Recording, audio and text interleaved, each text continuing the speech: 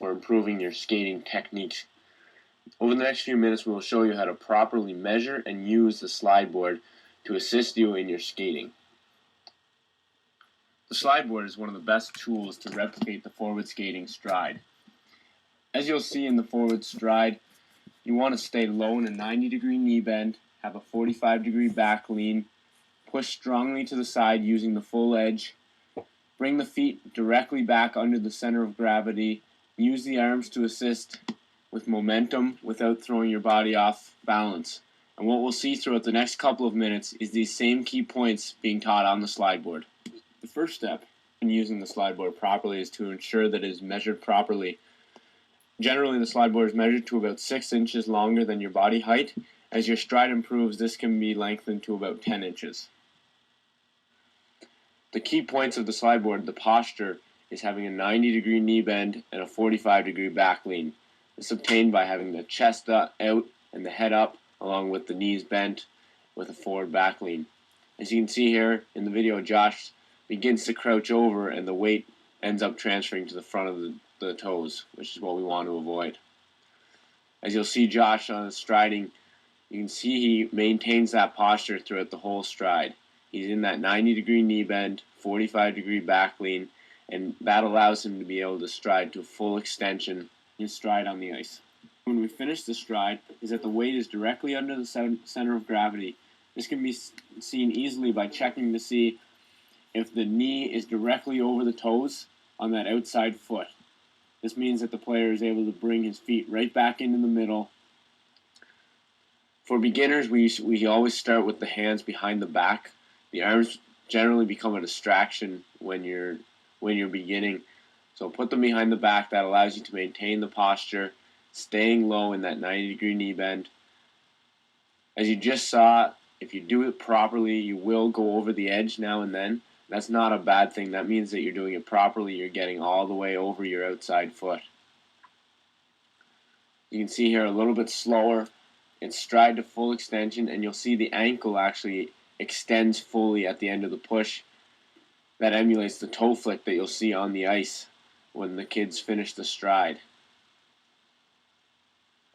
As I mentioned, if you do it properly, you might fall over the edge. What that is you're recovering over your outside edge. You can see here the weight transfers to the outside of the foot as you come through the end of the stride. And you'll see it clearly here in the next clip. Watch the knee and the weight shift to the outside, full extension, weight shift to the outside again. This allows you to bring your feet all the way back to the middle, which is what we try to achieve on the ice in a full stride. The next step is a progression of having the stick up. This allows you to get that 45-degree back lean.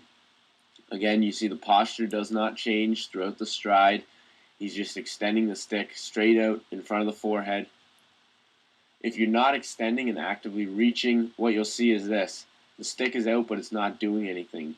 The back is up straight. When he reaches, you can see the change in the back lean to that 45 degrees that we want. And again, as you see, the posture of the back does not change as he goes through. There's no bouncing. The legs stay bent. And he's actively reaching. The elbows are fully extended. He actively reaches. Once you get through those, you can then begin to add the arm movement, making sure that the posture and the stride, the full extension, does not change, but the arms move forward and back.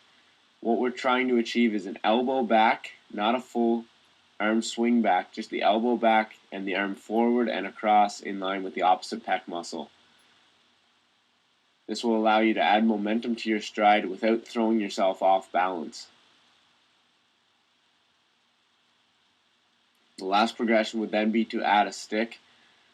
Same arm movement, the elbow's back, the arm comes across the opposite pec line, fully extends. And again, if you watch the posture and the stride, it does not change or vary. Back lean stays at 45 degrees, knees bent at 90 degrees, and he gets that full extension and ankle extension.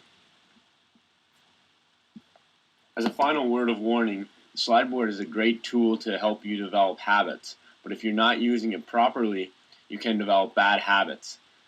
As you see here, these are some very common things that you'll see on the slide board. Bouncing up and down, not staying low, not recovering over the outside edge, not getting to full extension, not leaning forward at 45 degrees.